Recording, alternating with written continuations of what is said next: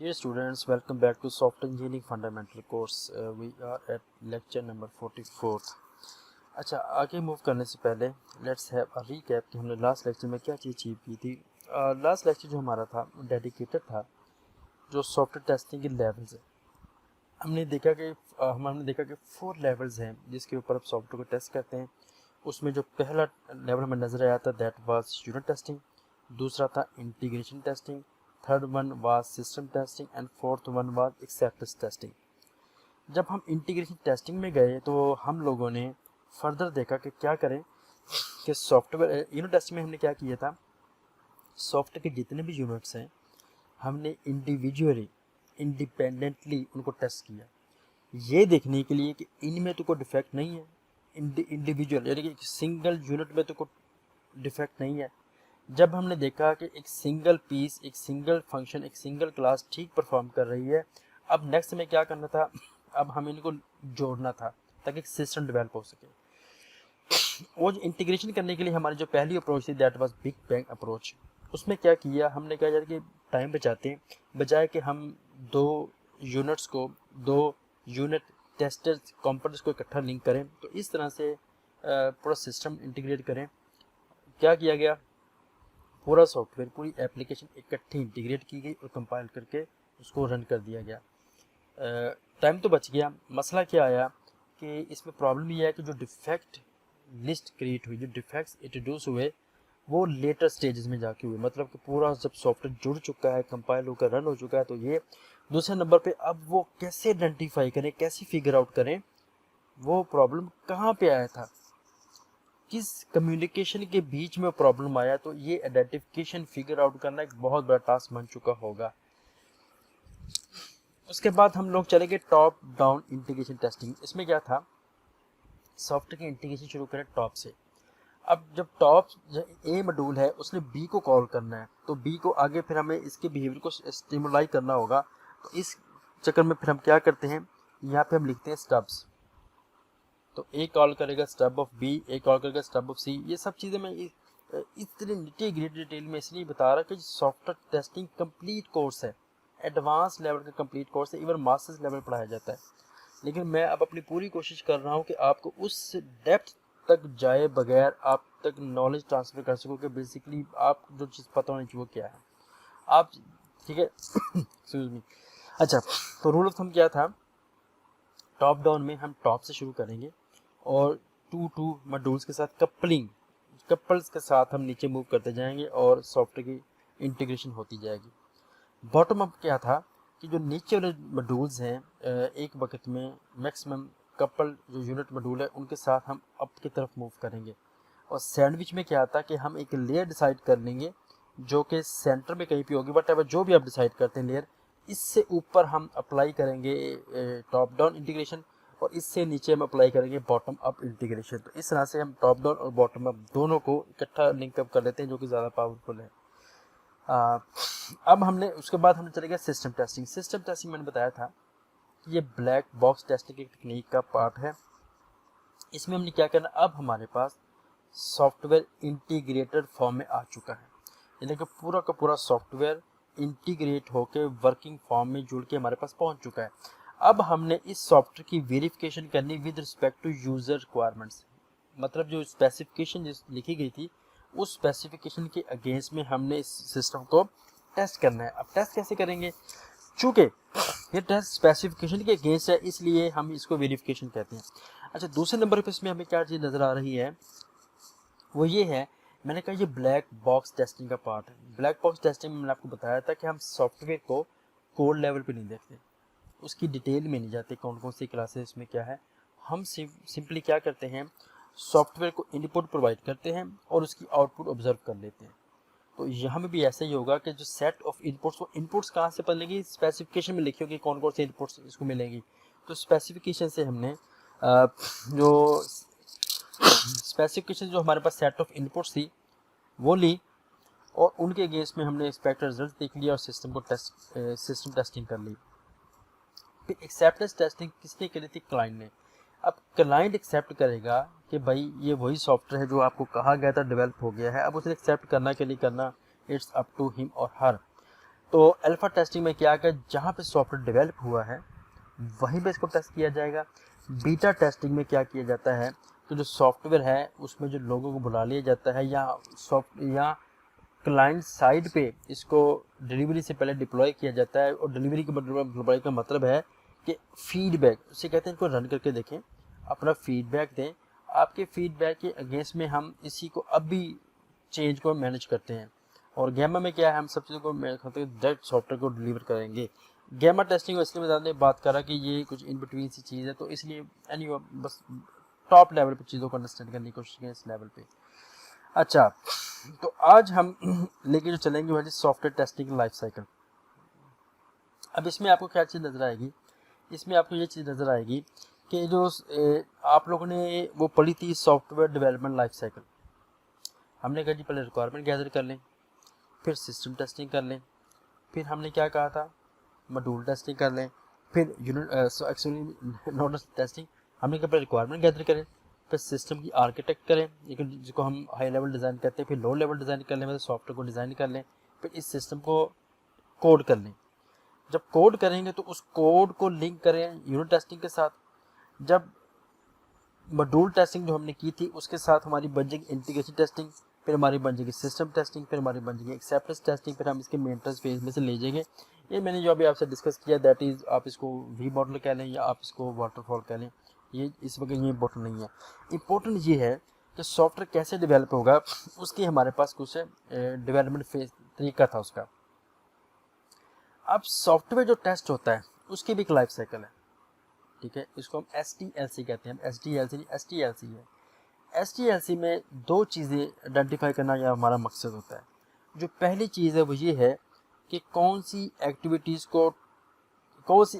Carry out करनी है, test की एक्टिविटीज़, कौन सी टेस्ट एक्टिविटीज़ कैरी आउट करें ये टेस्टिंग करने के लिए, और when to accomplish those test activities, तो उनकी कॉम्प्लीमेशन है उनका, उसको कैसे चेक करना है। अच्छा, कॉम्प्लीमेशन जब हम करते हैं तो कंप्लाई करते हुए डेफिनेटली इसकी किसी के साथ लिंकअप है, तो वो लिंकअप क्या है, टेस्ट एक्टिविटीज़। तो ये जो चीज़ है थोड़ी सी अंडरस्टैंड कीजिएगा। अब यहाँ पे अगेन जैसे हमने वाटरफॉल में देखा, बाकी जगह पे देखा, तो कंप्लाई करते हुए हमें ऑर्गेनाइजेशन की बात भी करनी होगी। क्या ख्याल है? तो ये ऑर्गेनाइजेशन टू ऑर्गेनाइजेशन इसमें डिफरेंस आएगा, लेकिन फिर भी आपको थोड़ी सी वेरिएशन भी अक्सर जगह आपको नज़र आ जाएगी टेस्टिंग लाइफ साइकिल में। लेकिन जो मैं समझता हूँ, ये जो मैंने जो मल्टीपल टाइम जो बुक्स में देखी, मैं सिर्फ आपसे वो डिस्कस करूँगा। ये कस्टमाइज नहीं की हुई, ठीक है, जेनेरिक है। तो सबसे पहले हम रिक्वायरमेंट एनालिसिस करते हैं, दूसरे नंबर पे हम टेस्ट प्लानिंग करते हैं, थर्ड नंबर पे मतलब हमारे पास जो पहला है उसमें हमने क्या किया, रिक्वायरमेंट एनालिसिस किया, फिर हम लोगों ने टेस्ट प्लानिंग की है। जब पूरी टेस्ट प्लानिंग हो चुकी है तो फिर हम इसका टेस्ट केस डिज़ाइन करेंगे। जब टेस्ट केस डिज़ाइन कर लिया जाएगा तो टेस्ट इन्वायरमेंट सेटअप क्रिएशन हमारा काम है। जब ये भी हो जाएगा फिर टेस्ट की एग्जीक्यूशन है।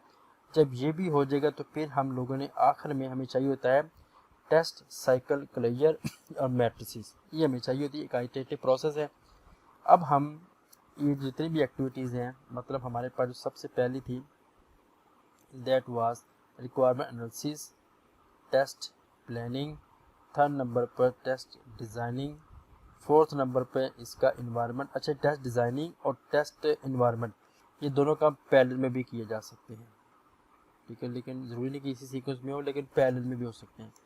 अच्छा, उसके बाद टेस्ट जो इन्वायरमेंट सेटअप हमने किया है, इसके बाद हमारे पास आ जाता है फिफ्थ नंबर पर टेस्ट केस एग्जीक्यूशन, और सिक्स नंबर पर जब टेस्टिंग सब कुछ हो चुकी है, रिजल्ट आ चुके हैं, फिर टेस्ट साइकिल क्लोजर से कहते हैं, या फिर साइकिलिंग होती है वो अभी आप देख लीजिएगा। तो ये 6 एक्टिविटीज़ हमारे पास हैं सॉफ्टवेयर टेस्टिंग लाइफ साइकिल के हवाले से। अब हम क्या करना चाहते हैं, अब हम चाहते हैं कि मैं डिस्कस करें स्टेप बाय स्टेप इन सब चीज़ों को। आज का हमारा लेक्चर सारा इसी के ऊपर होगा।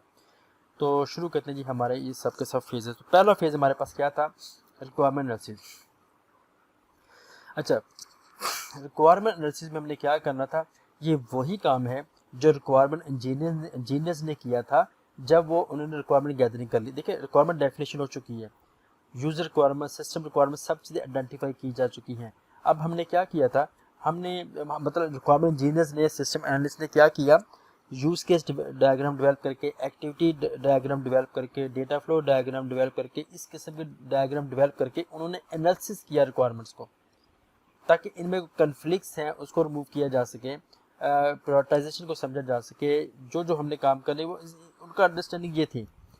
अच्छा, अब जो क्वेश्चन है कि जब वहाँ पे ये काम कर लिया गया था तो यहाँ पे क्यों किया जा रहा है? एक्चुअली वहाँ पे रिक्वायरमेंट एनालिसिस का जो मकसद था वो कुछ और था। वहाँ पे रिक्वायरमेंट्स की अंडरस्टैंडिंग मसला था, किसी और स्कोप के हिसाब से उसको देख रहा था, जो पॉइंट ऑफ व्यू था वहाँ पे कुछ और था। इस फेज के ऊपर जो पॉइंट ऑफ व्यू है, हम रिक्वायरमेंट एनालिसिस को रीस्टडी कर रहे हैं with respect to testing perspective. अब इसका मतलब क्या है? अब यहाँ पे जो चीज़ हम ये देखने की कोशिश कर रहे हैं कि whether the requirements are testable और नॉट।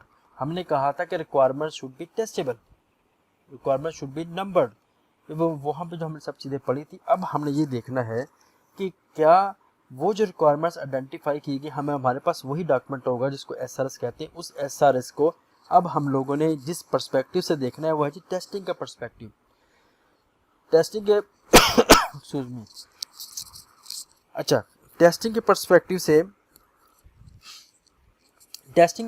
से इसमें क्या देखा जाएगा कि जितनी भी रिक्वायरमेंट्स लिखी गई हैं वो टेस्टेबल है कि नहीं। अगर रिक्वायरमेंट टेस्टेबल नहीं होगी, अगर तो रिक्वायरमेंट टेस्टेबल है, वेल गुड, हम इसका टेस्ट प्लान करना शुरू कर देंगे। लेकिन अगर रिक्वायरमेंट टेस्टेबल नहीं है तो फिर हमें क्या करना पड़ेगा, फिर हमें कम्युनिकेट करना पड़ेगा स्टेक होल्डर्स के साथ कि भाई देयर इज समथिंग रॉन्ग। अब स्टेक होल्डर्स में क्लाइंट्स हो सकते हैं, बिजनेस एनालिस्ट हो सकते हैं, टेक्निकल लीड्स हो सकते हैं, सिस्टम आर्किटेक्ट्स हो सकते हैं, और भी लोग हो सकते हैं जो भी हमारे रेलेवेंट स्टेक होल्डर्स हैं। इस फेज के ऊपर अब हमें रिस्क नज़र आ रहा है, तो अब रिस्क हैंडल करना एक हमारी पहली ऑप्शन हो सकती है।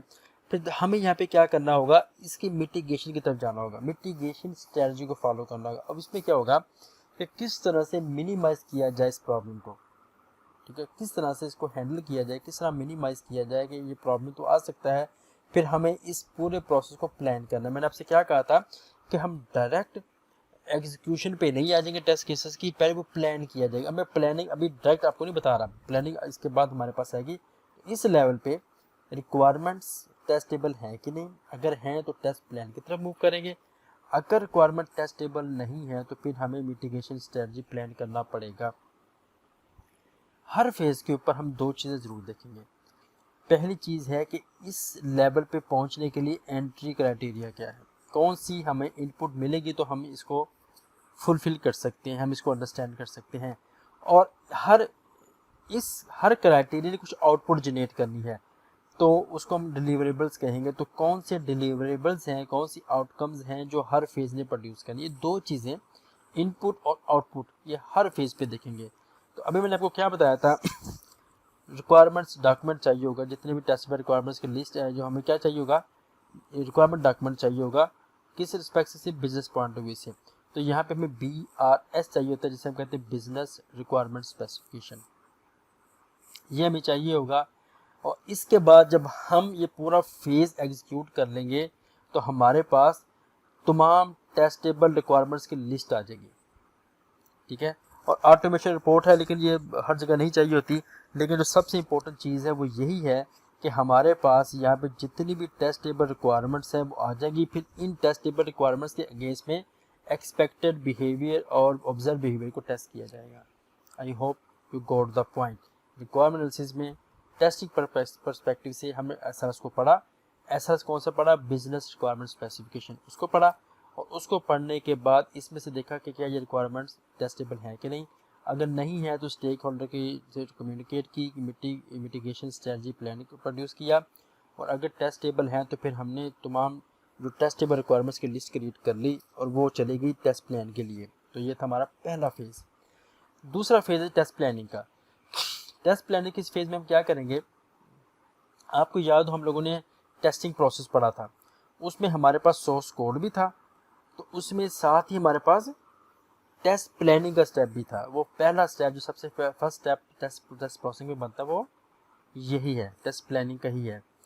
इसमें हमें जनाब जो लोग चाहिए होते हैं वो टेस्ट मैनेजर या टेस्ट लीड, इन दोनों में से कोई एक बंदा, ये दोनों लोग, ये जो भी रिक्वायर होता है इनमें से, ये क्या करते हैं ये डिटरमिन करते हैं कि कितनी एफर्ट रिक्वायर होगी इस सॉफ्टवेयर की, ये जो हमारे पास लिस्ट आई है टेस्टेबल रिक्वायरमेंट्स की, उनको टेस्ट करने के लिए हमें कितनी एफर्ट चाहिए होगी और कितनी कॉस्ट चाहिए होगी। तो डेफिनेटली दीज आर एस्टिमेशंस।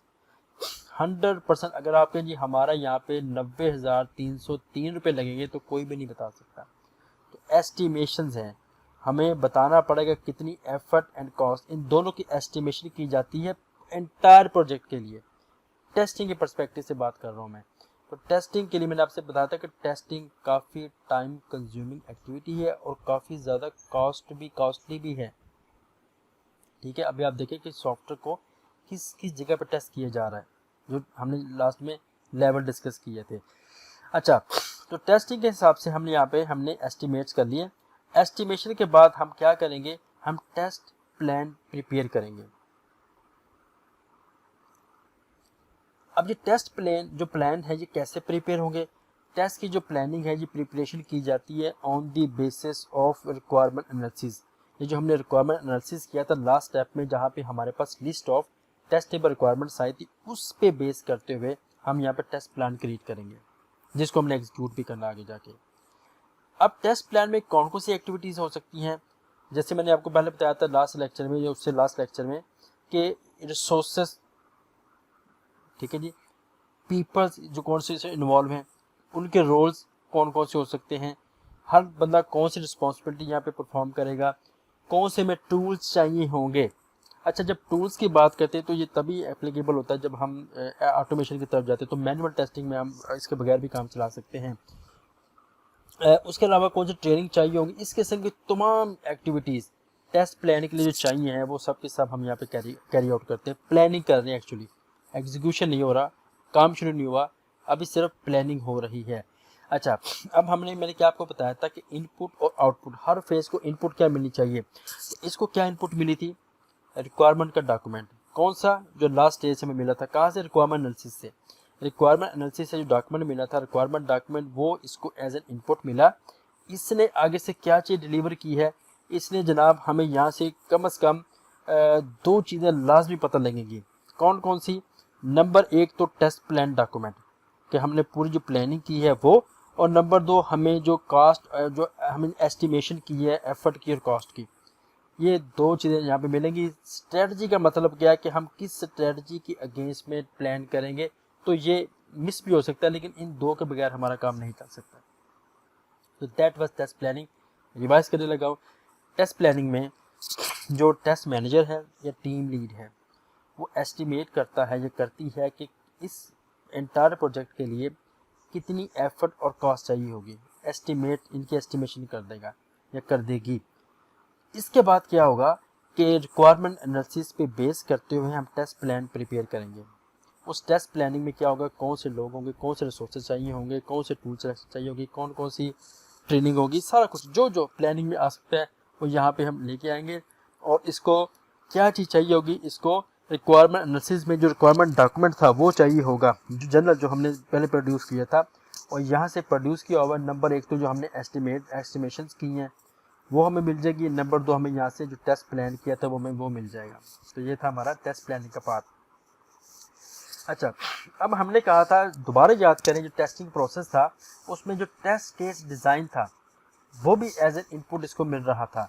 अब क्वेश्चन है, इसमें ख़ास क्या काम हो गया, यहाँ पे जो टेस्ट टीम्स हैं वो टेस्ट केस डेवलपमेंट पे काम शुरू कर देती हैं। जो पहले प्लान किया था टेस्ट केस को, अब उन टेस्ट केस को डेवलप किया जाएगा। मतलब कौन सा इसमें डेटा चाहिए, कौन किस किस्म का डेटा होगा, इस किस्म की सारी चीज़ें, ताकि इसके अगेंस्ट में सॉफ्टवेयर को एग्जीक्यूट किया जा सके। ठीक है, तो अगेन यहाँ पे जो जो अगेन कौन कर रहा है, टेस्ट टीम्स। तो टेस्ट टीम यहाँ से क्या काम करनी शुरू करेगी, नंबर एक तो वो टेस्ट केसेस की प्रिपरेशन पे काम शुरू कर देगी। उसमें डेफिनेटली इनपुट डेटा भी होगा, इन्वायरमेंट्स भी होंगे। अगर ऑटोमेटेड टेस्टिंग करनी है तो टेस्ट स्क्रिप्ट्स भी होंगे। डेफिनेटली मैंने बताया था टेस्ट के डिज़ाइन में दो चीज़ों के बगैर काम नहीं चल सकता, एक तो टेस्ट केसेस, नंबर दो टेस्ट डेटा। टेस्ट केस मतलब किसको टेस्ट करना है और टेस्ट डेटा किस डेटा के ऊपर टेस्ट करना है। ये दो चीज़ों के बगैर मैंने काम करने का नहीं चलेगा। ये मैनुअल टेस्टिंग की मैंने बात की थी, लेकिन अगर ऑटोमेशन है तो टेस्ट स्क्रिप्ट्स भी इसमें चाहिए होंगे। अच्छा, टेस्ट टीम ने अब ये सब चीज़ें प्रोड्यूस कर ली हैं। उन्होंने टेस्ट केस डेवलपमेंट शुरू की, उसमें से टेस्ट केस प्रोड्यूस किए, डेवलप किए, टेस्ट स्क्रिप्ट्स डेवलप किए, टेस्ट डेटा डेवलप कर लिया। अब कैसे चेक करें कि सब कुछ ठीक डेवलप हो गया? तो यहाँ पे एक पीयर रिव्यू का काम आता है। तो जो टीम लीड हैं या पीयर मेंबर्स हैं, टीम लीड्स या पीयर मेंबर जो हैं वो क्या कहते हैं, रिव्यू करते हैं आपके टेस्ट केसेस को। अगर इसमें कोई एरर्स, कोई डिफेक्ट्स या कुछ चीज़ मिस हो गई है तो यही पे उसको इम्प्रूव किया जाता है। अच्छा, अब वो किसके बेस के ऊपर ये बात कर लेते हैं? Test team. टेस्ट टीम ये सब कुछ प्रिपेयर करती है on the basis of, actually उनको प्रिपेयर करनी पड़ती है RTM। इसको हम कहते हैं रिक्वायरमेंट ट्रेसिबिलिटी मैट्रिसेस। अब ये क्या होता है? ये क्या करता है? ये ट्रेस करता है हर रिक्वायरमेंट को टेस्ट केस के अकॉर्डिंगली। मतलब RTM traces the requirements to the test cases, मतलब that are needed to verify whether requirements are fulfilled. अब आप देखिए जी, हमारे पास थी रिक्वायरमेंट नंबर 1, हमारे पास थी requirement number 2, requirement number 3, requirement number 4। अब हम इनके अकॉर्डिंगली जब हमने टेस्ट केस डिज़ाइन किए हैं, तो अब हमने देखना है कि जब ये टेस्ट केस एग्जीक्यूट हुआ है, जो हमने अभी टेस्ट केस जनरेट किया था, ये टेस्ट केस किस रिक्वायरमेंट के केस पर टेस्ट होगा। मतलब आपने अभी टेस्ट केस लिखा है TC1 के नाम से, तो TC01 टेस्ट केस जो है वो कौन सी वाली रिक्वायरमेंट को टेस्ट करेगा। अब ये जानना क्यों इम्पोर्टेंट है? ये जानना इसलिए इम्पोर्टेंट है कि जब इसका ऑब्जर्व रिजल्ट आएगा, जब इसका रिजल्ट आएगा, तो मुझे इस पूरे डॉक्यूमेंट में से किस रिक्वायरमेंट के साथ मैप करना उसको। तो कौन सा टेस्ट केस किस रिक्वायरमेंट्स के साथ मैप हुआ, किस रिक्वायरमेंट के साथ उसको कंपेयर किया जाएगा, ये रिक्वायरमेंट ट्रेसिबिलिटी मैट्रिक्स में बताया जाता है RTM के अंदर। और RTM खाली टेस्टिंग में जरूरत नहीं पड़ती इसकी, RTM रिक्वायरमेंट इंजीनियरिंग में भी जरूरत पड़ती है इसकी, ताकि हमें पता लगे कि जैसे रिक्वायरमेंट फेलियर में चला या सॉफ्टवेयर फेलियर में गया है या प्रॉब्लम में चला गया, तो हम ट्रेस बैक कर सके किन किन रिक्वायरमेंट में चेंज आया था जिसकी वजह से हम इस प्रॉब्लम में फंस गए हैं। तो ये कंप्लीट इसमें आपको जो कॉलम जो पूरा टेबल होता है ना, ऐसा पूरा मैट्रिक्स आपको नजर आएगा जो ट्रेसेबल कर सकता है रिक्वायरमेंट से टेस्टिंग की तरफ, टेस्टिंग से वापस रिक्वायरमेंट की तरफ। तो ये चीज़ यहाँ पे प्रोड्यूस होना लाजमी है। तो एंट्री क्राइटेरिया यहाँ पे क्या होगा? टेस्ट डिज़ाइन को क्या चीज़ मिली थी, लास्ट में क्या चीज़ प्रोड्यूस हुई थी? लास्ट में यहाँ पे प्रोड्यूस हुआ था टेस्ट प्लान और टेस्ट एफर्ट। अच्छा, अब यहाँ पे जो रिक्वायरमेंट डॉक्यूमेंट है वो प्लानिंग के हवाले से अपडेट किया जाएगा कि जो हमने प्लान किया था, हमने जो एस्टिमेशन की, उसके हवाले से इसको अपडेट किया जाएगा। लिहाजा यहाँ पे रिक्वायरमेंट डॉक्यूमेंट ही होगा, लेकिन उसमें अपडेटेड वर्जन होगा जिसमें अनक्लियर मिसिंग रिक्वायरमेंट्स वगैरह का इशू हम देख चुके होंगे। अच्छा, अब यहाँ से क्या चीज़ आगे निकली है? यहाँ से जनाब मैं पहले बता चुका, हमने टेस्ट केस प्रोड्यूस किए हैं, टेस्ट स्क्रिप्ट्स प्रोड्यूस किए हैं और टेस्ट डेटा प्रोड्यूस किया है। तो ये तीन के तीन चीज़ें आपको यहाँ पे नज़र आएगी as an output of this phase. I hope you got the point. ठीक हो गया। अब हमने रिक्वायरमेंट एनालिसिस भी कर लिया, हमने टेस्ट प्लान भी कर लिया और हम लोगों ने टेस्ट डिज़ाइन भी कर लिया। अब किस चीज़ की ज़रूरत है? डेफिनेटली हमारे पास हथियार पूरे हो चुके हैं। अब है हमने इसको इन्वायरमेंट में फिट करने की।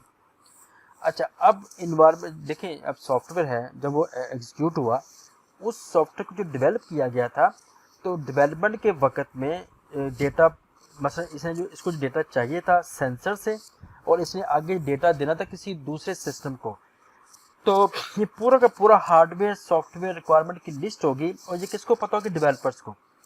डेवलपर्स ने चूंकि इसको डेवलप किया है, तो कौन सा हार्डवेयर चाहिए, किस हार्डवेयर से डेटा आ रहा है, किस हार्डवेयर को डेटा जा रहा है, तो पूरा का पूरा सेटअप यहाँ पे डेवलपमेंट टीम हमें प्रोवाइड करती है। वो पूरा सेटअप, वो पूरा एनवायरनमेंट हमें डेवलपमेंट जो है ना वो प्रोवाइड करती है। मैंने आपसे वहाँ पे आपको बताया था कि टेस्ट एनवायरनमेंट ज़रूरी नहीं है कि सब आपने टेस्ट के डिज़ाइन किया हो तभी ये काम करेगा, तो आप इसको पैरेलल में भी एग्जीक्यूट कर सकते हैं। ठीक है। और अगेन यहाँ पे क्या होगा, टेस्ट इन्वायरमेंट जो हम क्रिएट करते हैं वो क्रिएट करते हैं on the basis of hardware and software requirement list. और ये किनको पता होती है जनाब? ये डेवलपमेंट टीम को। ना जो डेवलपमेंट टीम या कस्टमर है वो हमें प्रोवाइड करता है पूरा टेस्ट इन्वायरमेंट। ये भी हो गया। इस लेवल के ऊपर जो टेस्ट टीम है उन्हें ये काम करना चाहिए। वो क्या होती है, उसे कहते हैं स्मोक टेस्टिंग होती है। स्मोक टेस्टिंग के टेस्ट केस लिखने पड़ते हैं यहाँ पे। अब चूंकि स्मोक टेस्टिंग हमारा पार्ट नहीं है तो मैं इस पर फोकस नहीं करूँगा, लेकिन मैं आपसे ज़रूर डिमांड करूँगा कि प्लीज़ सिर्फ एक पैराग्राफ जाके पढ़ ले स्मोक टेस्ट क्या होता है। तो टेस्ट एनवायरनमेंट रेडीनेस भी है कि नहीं, ये स्मोक टेस्ट के थ्रू पता लगता है। अब ये क्या है स्मोक टेस्ट, प्लीज़ सिर्फ एक या दो लाइन जाके पढ़ ले विकीपीडिया पे, बट इस स्मोक टेस्ट, या दुनिया की किसी वेबसाइट पे जाके देख लें, यूट्यूब पे जाके देख लें, बट इस स्मोक टेस्ट, बस ये देख लें, आपको पता लग जाएगा। अच्छा अब इसको क्या मिला, हमें जब हमें इन्वायरमेंट जब चेक करनी हो तो स्मोक टेस्टिंग के केसेस की ज़रूरत पड़ती है, हमें कहते हैं स्मोक टेस्ट केसेस। तो अब इसका मतलब है ये काम करने के लिए, इन्वायरमेंट सेट करने के लिए, नंबर एक तो दो चीज़ें हमें पीछे से मिली थी। पीछे से मतलब है कि जो हमारे पास इसका जो लास्ट फेज था उसमें से नंबर एक तो हमें मिला था टेस्ट प्लान, नंबर दो हमें मिला था टेस्ट डेटा, और टेस्ट केसेस भी साथ थे। ठीक है, अब वो टेस्ट केस को थोड़ा सा हमने कन्वर्ट कर दिया स्मोक के हवाले से, तो वो जब आप पढ़ेंगे तो आपको आइडिया होगा वो क्या चीज़ है। अब यहाँ से क्या चीज़ जनरेट होगी, एक तो हमें जनाब मिलेगा टेस्टिंग एनवायरनमेंट जिसके अंदर हम टेस्टिंग एग्जीक्यूट करेंगे, और दूसरे नंबर पे हमें यहाँ पे स्मोक टेस्ट के रिजल्ट्स मिलेंगे जब ये एनवायरनमेंट प्रोड्यूस हो चुका होगा। अब क्या जी, टेस्ट प्लान भी हो चुका है, डिज़ाइन भी हो चुका है, एनवायरनमेंट भी सेटअप हो चुका है। अब क्या करना है जी, क्या करना है सोच के बताएं। अब जनाब बारी है टेस्ट एग्जीक्यूशन की, रिजल्ट्स देखने की कि क्या बना, एफर्ट की गई सॉफ्टवेयर को बनाने के लिए। अब उसने क्या चीज़ प्रोड्यूस की, कोई डिफेक्ट प्रोड्यूस किए, कोई एरर इंट्रोड्यूस किए, कोई फेलियर स्टेट में चला गया, क्या है। अब टेस्ट टीम क्या करती है, जो आप लोगों ने टेस्ट केस प्लान किए थे, वो जो इसको एज एन इनपुट, यहाँ पे जो टेस्ट प्लान जो प्लान किया था उसका डॉक्यूमेंट है, टेस्ट केस है, टेस्ट डेटा, टेस्ट एनवायरनमेंट, वो सारा एज एन इनपुट इसको मिला है यहाँ पे। जब इसको यहाँ पे मिला तो टेस्टर्स ने क्या किया, टेस्ट केसेस को एग्जीक्यूट करना शुरू कर दिया। अब जब टेस्ट केस को एग्जीक्यूट करेंगे तो रिजल्ट आपके पास आएगा in the form of pass और in the form of fail. इन दोनों में से कोई एक चीज़ आप तक पहुंचेगी, दोनों तो नहीं आ सकती। मतलब मैं बात कर रहा हूँ test case to test case. अच्छा, अगर टेस्ट केस फेल हुआ फिर क्या करना है। अगर टेस्ट केस फेल हुआ तो यहाँ पे हम एक रिपोर्ट जनरेट करते हैं, उस रिपोर्ट को हम कहते हैं डिफेक्ट रिपोर्ट। तो एक डिफेक्ट रिपोर्ट प्रिपेयर की जाएगी और ये डिफेक्ट रिपोर्ट डेवलपमेंट टीम को सेंड की जाती है, और ये हम इसे कहते हैं बग ट्रैकिंग टूल। हमें यहाँ पे चाहिए था बग ट्रैकिंग टूल, कोई वो अपना वेब बेस भी हो सकता है, जो भी इसमें है, ताकि हमें पता लगे कि अच्छा देखिए मेरी बात सुने, मैं इस जगह पर बैठ के, इस वक्त फर्क मैं घर में बैठ के, या हम सब टेस्टिंग की टीम एक जगह घर में बैठ के किसी दूसरे ऑफिस में बैठ के प्लान एग्जीक्यूट करें, टेस्ट प्लान एग्जीक्यूट कर रहे हैं, और उससे पता लग रहा है कि लॉगिन सिस्टम में एरर आ गया, लॉगिन सिस्टम फेल हो गया। तो अब हम क्या करें, फ़ोन करें, ईमेल करें, या क्या करें। अब हमें कोई ना कोई ऐसा वेब बेस्ड टूल चाहिए होगा जिसके थ्रू, जहाँ पे हम सब लोग इन्वॉल्व होंगे और हमारे पास एक रिपोर्ट जनरेट होगी। उस रिपोर्ट पे लिखा जाएगा कि मॉड्यूल नंबर 1 उसका जो है लॉगिन सिस्टम में बग आया है, बग क्या आया है, बग भी बताएंगे उनको। अच्छा, उसके बाद क्या होगा, डेवलपमेंट टीम जब उस बग को ठीक कर देगी तो फिर आगे से उसी रिपोर्ट को अपडेट करेगी कि भाई हमने इस चीज़ को अपडेट कर दिया, अब ये ठीक हो गया है। तो इस तरह से जो कम्युनिकेशन है, तो कोई ना कोई हमें बग ट्रैकिंग टूल चाहिए होगा। अब आप सोचिए कि बग ट्रैकिंग टूल कौन सी होती है, थोड़ी सर्च कीजिएगा विकीपीडिया पे या गूगल पे जाके कौन से ऐसे बग ट्रैकिंग टूल हैं कि जो उसमें से एक दो का नाम भी आपको पता हो तो मोर देन, नाम भी पता हो काफ़ी है। मैं ये नहीं कह रहा हूँ डाउनलोड करें, इसको काम करना शुरू कर दें, जस्ट इन्फॉर्मेशन नहीं कौन से ऐसे टूल्स हैं। ठीक है, तो ये काम किया जाएगा। अच्छा, फिर क्या होगा, जब बग ट्रैकिंग टूल के थ्रू डेवलपमेंट टीम ने बताया कि जी के डिफेक्ट्स को फिक्स कर दिया गया है, फिर क्या करेंगे, जो डिफेक्ट्स फिक्स किए गए हैं हम उनको रीटेस्ट करेंगे। मतलब इसका मतलब हरगिज़ ये नहीं है कि हमें डेवलपर ने कह दिया, हमने ठीक कर दिया, हमने उसकी बात पर यकीन नहीं किया, नहीं। एक्चुअली हमें एक रिपोर्ट चाहिए जो कि फाइनल रिपोर्ट होगी, जो आप जो टेस्ट प्लान में याद करें, जो टेस्ट केस एग्जीक्यूशन में हमने बात की, जो टेस्ट प्लानिंग में या जो एक्चुअली टेस्ट प्रोसेसिंग में, एक्चुअली मैं भूल चुका हूँ, टेस्ट प्रोसेस में जो प्रोसेसिंग हो रही थी, टेस्ट की प्रोसेसिंग में जो हमने बात की थी, कि जब टेस्ट सारे पास हो गए थे तो फिर हमने एक रिपोर्ट जनरेट की थी जो आखिर में इंटीग्रेशन के काम आई थी। तो वो रिपोर्ट जनरेट करने के लिए हमें ये रीटेस्ट करना होगा, इन सब चीज़ों को मेक श्योर करना होगा। इसको क्या चीज़ मिली थी जी as an input? Test plan document मिला था, टेस्ट केसेस मिले थे, टेस्ट डेटा मिला था और आखिर में स्मोक टेस्ट का टेस्ट इन्वायरमेंट मिला था। इसने आगे से क्या जनरेट किया? इसने डिफेक्ट रिपोर्ट जनरेट की है और उसके बाद text cases execution report generate की है। आरटीएम लास्ट में था लेकिन यहाँ भी हो सकता है, लेकिन इसके बगैर भी काम चल जाएगा। तो टेस्ट केस एग्जीक्यूशन रिपोर्ट लाजमी चाहिए, डिफेक्ट रिपोर्ट लाजमी चाहिए, ये आउटपुट होगी जी। आपके ख्याल में काम खत्म हो गया है जी? कुछ ही रह गया पीछे। ओके, अब आखिरी चीज़ है टेस्ट क्लियर। मैंने आपको उस वक्त बताया था यहाँ पे दो चीज़ें हमारे पास आती हैं, ऑलरेडी हमारे पास पड़ी होती। ऑलरेडी कहाँ से पड़ी होती अभी आपको पता लगता है, टेस्ट क्लियर रिपोर्ट और टेस्ट मैट्रिसेस। वो जो पीछे चीज़ें हमारे पास आई हैं वहाँ से टेस्ट क्लियर टेस्ट मैट्रिसेस है। मैट्रिसेस कहते हैं, देखो सॉफ्टवेयर के अंदर अब जब सॉफ्टवेयर को मेजर करना चाहते हैं, measure with respect to mathematics, को मैथमेटिकल फार्मूला लगाना चाहते हैं और उसके अगेंस्ट में मैथमेटिकल रिजल्ट चाहिए थे, उसे कहते हैं टेस्ट मैट्रिसेस। ठीक है, अच्छा यहाँ पे क्या होता है, जो टेस्ट टीम है उनको बुलाया जाता है एक मीटिंग में और उनसे कहा जाता है कि जो अभी साइकिल कंप्लीशन क्राइटेरिया जो था इसको वैल्यूएट करें। वो वैल्यूएट करते हैं इन सब चीज़ों को on the basis of test coverage, quality, time, cost, इस सब चीज़ों के बेस के ऊपर। आप सिर्फ ये ध्यान में रखें कि टेस्ट टीम आई है, उन्होंने इसको री एवेल्युएट करना है साइकिल में। उसमें क्या होगा, टेस्ट टीम के जब हम टेस्टिंग कर रहे होते हैं ना तो उस वक्त कुछ आर्टिफैक्ट्स प्रोड्यूस होते हैं। आप ये कह लें कुछ टेस्ट डॉक्यूमेंट्स प्रोड्यूस होते हैं। कहाँ प्रोड्यूस होते हैं? जब हम टेस्ट केस लिखा वो डॉक्यूमेंट था, हमने डिफेक्ट जो हमने कहा डिफेक्ट वो बनाइए वो डॉक्यूमेंट हमारे पास एक आर्टिफैक्ट था। और बहुत से पीछे आप जितनी भी स्लाइड पे देखें तो आप देखें ये डॉक्यूमेंट जनरेट हुए, टेस्ट प्लान के डॉक्यूमेंट जनरेट हुए, सब टेस्ट आर्टिफैक्ट्स थे। अच्छा, अब इस आर्टिफैक्ट्स को, इन टेस्ट आर्टिफैक्ट्स को देखते हम क्या करते हैं, हम स्ट्रेटजी को आइडेंटिफाई करते हैं फ्यूचर के पर्सपेक्टिव से। बेसिकली ये लेसन लर्न है। हम लोग अब एक पूरे प्रोसेस में से गुजर चुके हैं, अब हम यहाँ पे एक एवेल्युएट करना चाहते हैं कि हमने क्या सीखा, क्या हमने खोया, हमें क्या प्रॉब्लम आए, क्या हर्डल आए। तो फिर हम अपनी स्ट्रेटजी को आइडेंटिफाई करना चाहते हैं कि अब फ्यूचर में क्या इंप्लीमेंट करें, फ्यूचर में क्या स्ट्रेटजी को इंप्लीमेंट, कौन सी स्ट्रेटजी फ्यूचर में इंप्लीमेंट करें कि ये इशू दोबारा ना आए। ठीक है, इस किस्म के जो प्रॉब्लम है अपकमिंग प्रोजेक्ट्स के लिए फिर हम इसको इम्प्रूव करने की कोशिश करते हैं, खुद को इम्प्रूवमेंट के लिए। उसे कहते हैं टेस्ट क्लोजर रिपोर्ट, जो हमारे अपने ज़ात के लिए होती है। ठीक है,